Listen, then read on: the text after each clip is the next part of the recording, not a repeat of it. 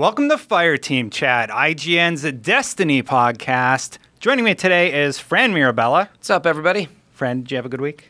I had a pretty good week, yeah. I'm back at work, you know. I was sick for a few days. Yeah. So I've got a special show voice today. It's nice. It's nice and gravelly. Well, for your special show voice, we also brought a special guest. Awesome. Who might that be? We brought Jake. Hey, Jake. Hey. Jake, why don't you tell us a little bit about yourself? All right. Well, I go under the alias of I Love Noobs on the interwebs. That's 2 I's. I'm a member of Invigorate Gaming. And if you want to find me on the internet, you can go to twitter.com/ILoveNoobs with 2 I's. And then if you want to find the clan, go to invigorategaming.com. That's definitely the best place to go.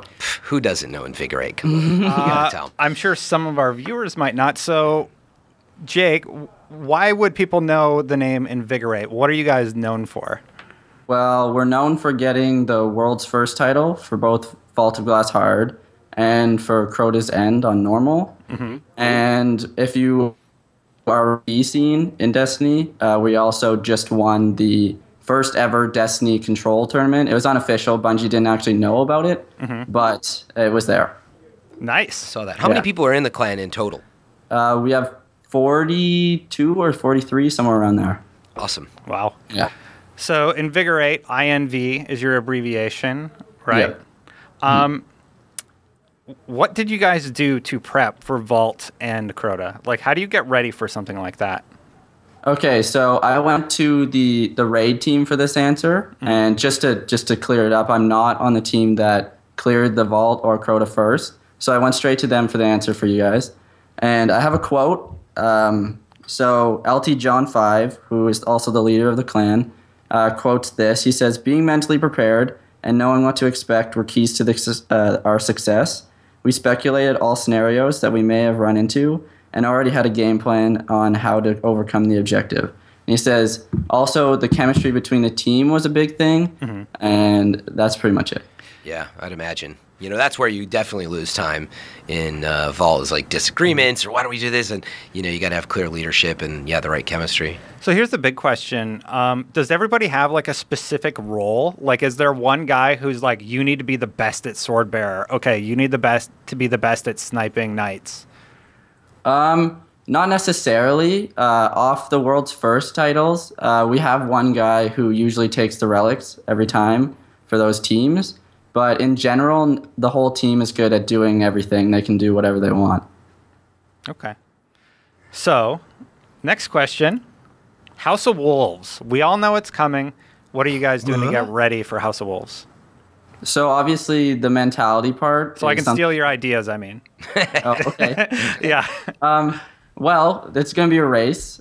We've seen you guys streaming too before. And other than the mentality stuff, some good stuff to do before you try and do the raid races is you want to max out on 3 characters, all your Glimmer, max out all your Crucible and Vanguard marks, because all that armor is going to be leveled up, so you could buy that stuff and level it up quickly, like after the update. And then you also want to have 10 bounties on all your 3 characters. 10 5,000 bounties. Yeah, so that you can level up your armor really fast. And actually, that was one of the keys to success for the Crota's End normal. One of our guys who wasn't part of the raid team, he's actually a 7th member if you looked at a picture of us completing it first.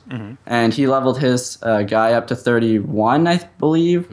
So then he jumped in as Swordbearer and did more damage to Crota versus a level 30. So that's where we somehow pulled that off. Yeah, I noticed that when, like everyone was just struggling to try to just do it, and then people realized they had to circle back, and then some people were like, crap, I need experience, and that's where when people had the stuff you mentioned, they made a huge difference. Well, the thing he did, though, is he had 3 of the same character type. So when he went in, and he had all those bounties, and all that stuff saved, all the marks on all 3 characters, so he was able to buy everything he needed immediately. You could actually do that on one character. You could buy all the gear you need. I'm ready for that. But I don't have 3 Warlocks or 3 Titans. I know someone who might. So, do you? Do you run 3? That's what the third one's going to be. So, I haven't talked about it, but everyone's like, what are you going to do next? And I'm like, I want to do a Titan, but I'm going to recycle a Warlock is what's going to happen. Okay. So, yeah. You heard it here first, like anybody cares. You better start stacking everything up for now, for sure. I got time. Jake, are you doing anything to prep personally? Well, obviously everything that I've said. We have more than one team that goes for it, but the team that's got it twice is usually the one that obviously comes in first. Yeah. But I do have 2 hunters, and I made a Titan in preparation just in case. Titans also help with Crota Zen for the boomers, so hopefully the Titan comes in handy. Yeah. Cool. Yeah. What about weapons? Do you think leveling all your weapons is going to be important? Because you don't know what they're going to throw at you. I think weapons with specific buffs, like the health regen on Red Death and stuff like that, will be important. But I don't know if something like Pocket Infinity is going to be super important. Right. Yeah, I personally feel like at this point, you should have a pretty good mix, right, of like the elemental damage across each type of weapon, and all that's maxed out. And yeah, I mean, I guess I feel like most people have a pretty good weapon mix, but it's a good point. Like if you haven't leveled up a scout, for example, you know, you probably should, because for all you know, you need like a scout and a sniper combo for something they're going to throw at you. And you might be in another situation where you're like, man, like I just need like, you know, a solar shotgun, which I don't have, for example.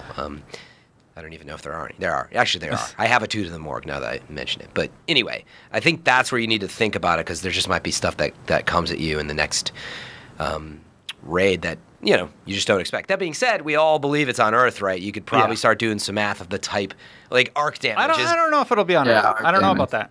Yeah. Okay. I don't think it'll be on Earth. Right. House of Wolves.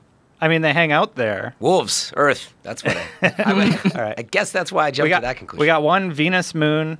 It could be on Mars. You have that whole gate you go through. It's true. It's going to be Mars or Earth.